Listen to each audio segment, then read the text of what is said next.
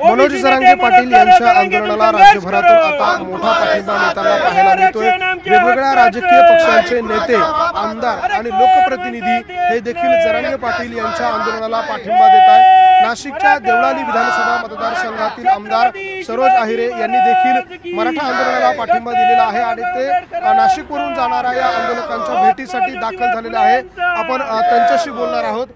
ताई, आपण मराठा आंदोलनांच्या भेटीला आलेला आहात, काय नेमकी आपली भूमिका या सगळ्या आंदोलनाच्या निमित्तानं असणार आहे? आज नाशिकमधून खूप मोठ्या संख्येने कार्यकर्ते, पदाधिकारी मराठा समाजाचे हे आंदोलनाला सामील होण्यासाठी निघालेले आहेत। त्यांची सदिच्छा भेट घेऊन त्यांना शुभेच्छा दिलेल्या आहेत आंदोलनासाठी आणि त्याचबरोबर त्यांनी सर्व प्रकारे आपली काळजी घ्यावी आरोग्याची, कारण आपण काल परवा बघितलं तर एक बांधवाचा हृदयविकाराच्या धक्क्याने मृत्यू झालेला आहे। ही गोष्ट कुठेतरी प्रचंड वेदनादायी आहे की मराठा बांधवांना एवढा संघर्ष करावा लागत आहे।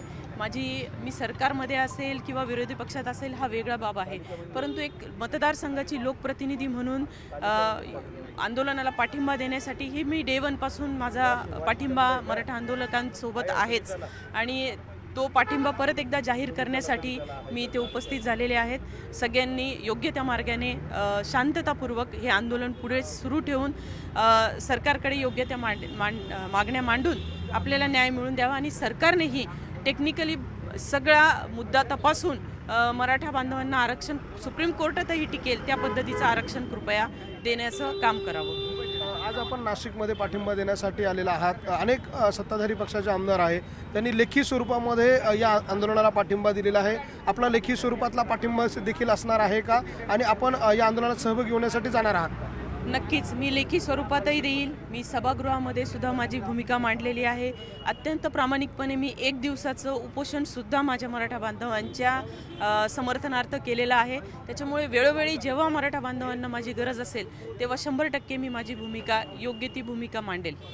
आपल्यासोबत मराठा बांधव आहे। आमदारांनी, नाशिकच्या देवळालीच्या आमदारांनी तुमच्या या सगळ्या आंदोलनाला पाठिंबा दिलेला आहे, जाहीरपणे दिलेला आहे, काय भावना आहे?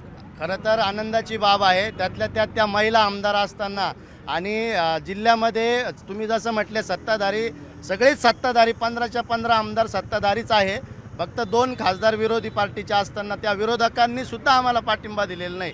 खरं आम्हाला दुःख वाटतं का सत्तेतले सगळे आमदार, त्याच्यातले माझ्या मते 10-11 मराठा आमदार आहे, त्यांची सुद्धा नैतिक जबाबदारी होती इथं बांधवांना शुभेच्छा देण्याची किंवा जी काय मदत करता येईल ती देण्याची।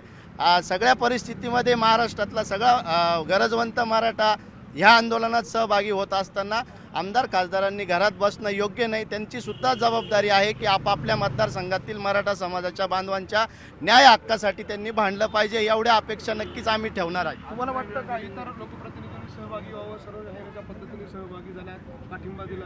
खरं तर याचा सर्वात पहिले ना असं आम्हालाच लाज वाटते का आम्ही यांना निवडून का दिलं। अहो त्यावेळेस ना मराठा म्हणून आमच्याकडे मतदान केलं यांनी। हो, आपण 50% आहोत, नाशिकमध्ये आपण 85% आहोत।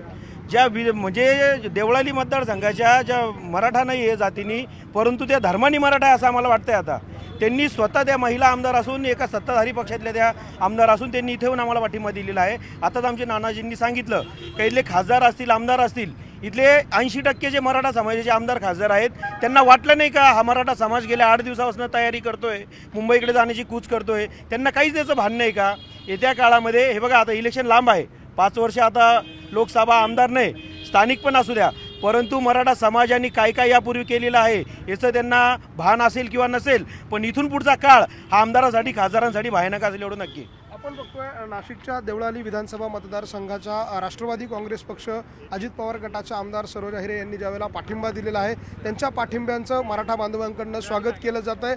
तर नाशिक जिल्ह्यामध्ये असलेल्या मराठा आमदारांबाबत, खासदारांबाबत मात्र या सगळ्या कार्यकर्त्यांनी, पदाधिकाऱ्यांनी नाराजी व्यक्त केलेली आहे। तर सरोज आहिरे यांनी स्पष्ट सांगितलेलं आहे गरज पडली तर आपण लेखी स्वरूपात देखील पाठिंबा देऊ आणि गरज पडली तर आंदोलनात देखील सहभागी होऊ, अशा प्रकारची भूमिका त्यांनी या ठिकाणी घेतली आहे। व्हिडिओ जर्नलिस्ट हेमंत बागुलसह लक्ष्मण घाटोळ, न्यूज 18 लोकमत, नाशिक।